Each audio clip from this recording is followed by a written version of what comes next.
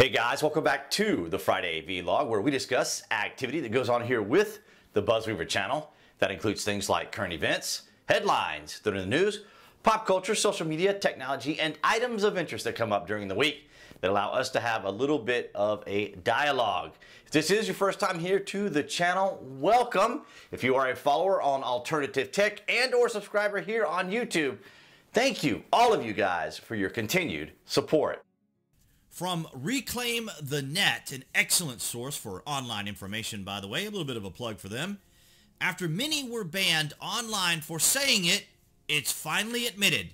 The Wuhan Lab Leak may not be a conspiracy. Well, it never was. And if you guys have been following me since October of 2019, when we were covering the Hong Kong protest, you would have acutely been aware that in November, we were talking about a mysterious illness that was coming from mainland China. Now, we didn't know that it was coming specifically from the Wuhan lab, but nonetheless, even back then in 2019, we were cognizant of the fact that there was an illness coming out of China. Now, for some reason, well, we obviously know the reasons, but essentially, there was a bit of a lid pretty much across the board when it came to any discussion about the lab in China and its association with the particular C virus that we still can't say on YouTube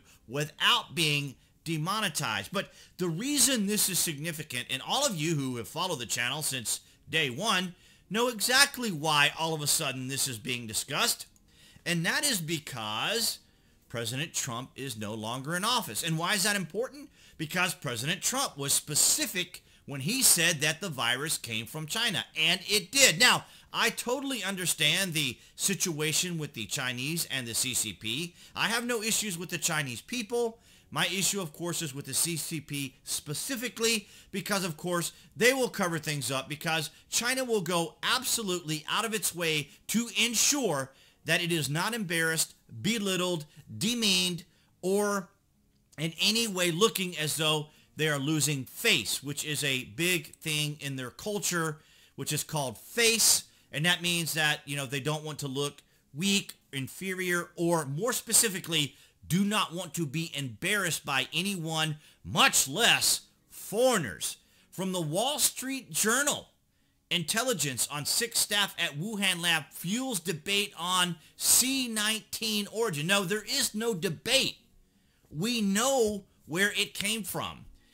The fact that President Trump kept mentioning that it was from China was the issue because, of course, anything that President Trump said was going to be up for scrutiny, criticism, and, of course, the entire time of trying to undermine the president. So really, not a whole lot of need to go into reading these particular articles. I just thought it was interesting that they were mentioned. Now, speaking of ironies, now, I have no ill will towards Sasha Johnson, UK's Black Lives Matter activist in critical condition after being shot in head in London. Now, I wish her all the best. I hope her condition improves. It sounds very grave, but this serves to illustrate several things.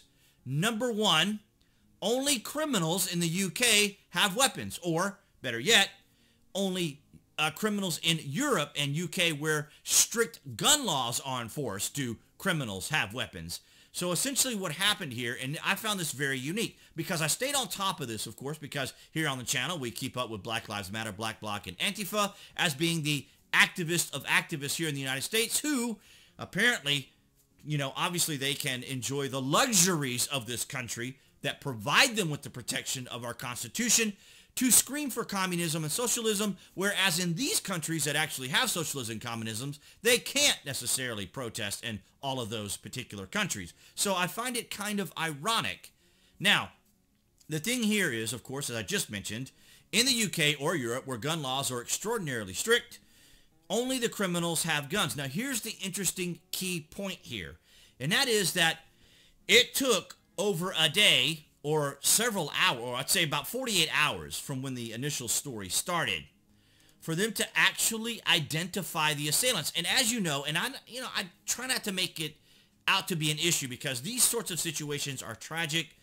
These are people's lives involved, And although we don't know these people, we don't know the situation, and maybe we're, have our own biases and our own political tribes, and so we're always trying to score points one way or the other. It wasn't until yesterday afternoon. Now, this is recorded on Wednesday. It is May 26th. And as you can see right here, and this is interesting the way this is worded, one theory is that the four men came to the party as part of a gang feud. Now, that's totally possible. Looking for someone they believed was there and opened fire, striking the wholly innocent Johnson. She remains in hospital in critical condition. Now, of course, she's not in a hospital or at the hospital because it's a British writing, and that's a whole other discussion, but nonetheless.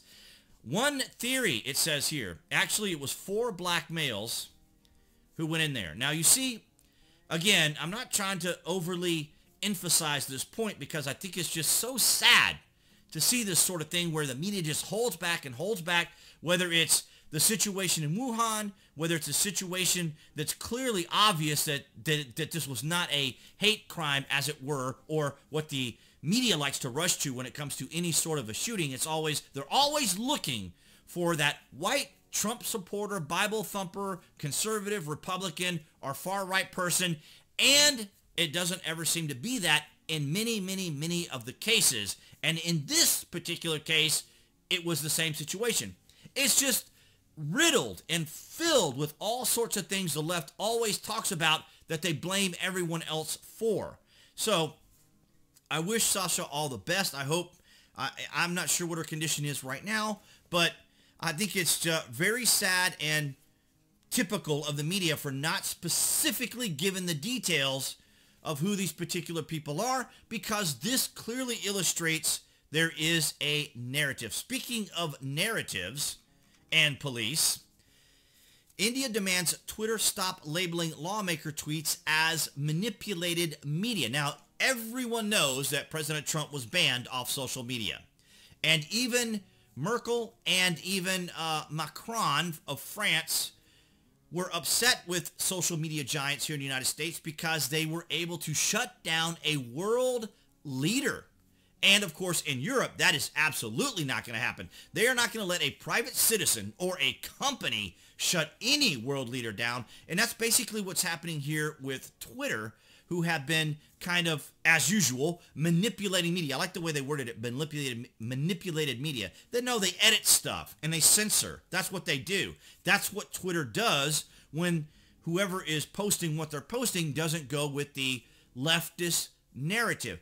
It's painfully obvious. It's painfully obvious. I'm sure you guys have heard about the Veritas with James O'Keefe's, where he had some whistleblowers come out from Facebook. I didn't pull that up. I had it here, but I didn't. There's so much going on. I didn't want to pull that up because I wanted to specifically target these.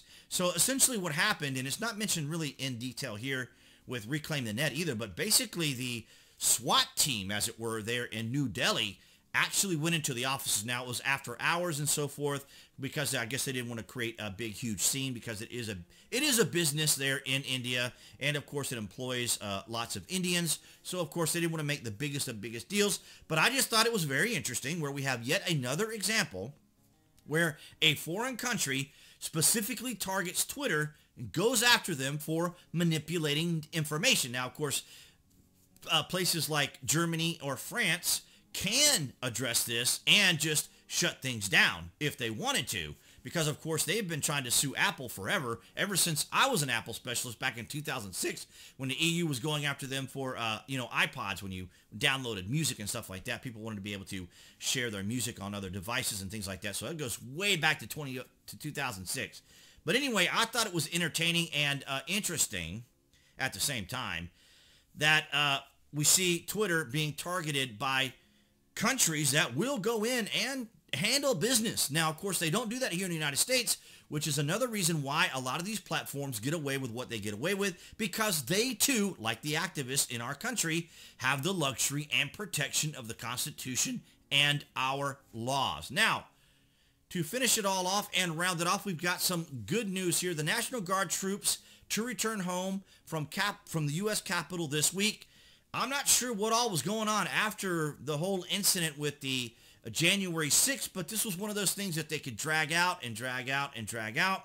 They're continuing to drag it out. And of course, President Trump is now, the big news was that prosecutors there in Manhattan are going after him. Not necessarily the president himself, but his business associates and businesses and companies, because it is very rare, or has never happened in this country, is that a former president has ever been indicted or pursued, or, well, obviously we see that, for example, nothing ever happened to Obama, nothing ever happened to George W. Bush or any of these other presidents that were accused of all sorts of different things. But nonetheless, guys, at least the National Guard in D.C. will be able to go home after the farce, after the absurd reaction by Democrats there, and of course during the whole inauguration of Joe Biden. Probably the only people that were even around were mostly the National Guard and the handful of people that you guys saw during the inauguration. And that's what I have for you guys this week. All right, guys, so that's going to wrap it up for this Friday vlog. Thank you all for your continued support, the likes, the shares, and the comments. And of course, avail yourselves to the links below this video to my various social media, to include Alt Tech. Thank all of you guys on Alt Tech who follow as well, and come over to YouTube, because we still need to have a presence here on YouTube, despite the fact that we are challenged every single day. That's a whole other discussion. And for all of you here on YouTube, that would be the channel icon appearing right there on the screen. To subscribe, you can click on that to obviously subscribe, along with notifications. That way you'll know when there's content here on the channel, to include video shorts, as well as the Friday vlogs. And I will see you guys right there behind that camera next week.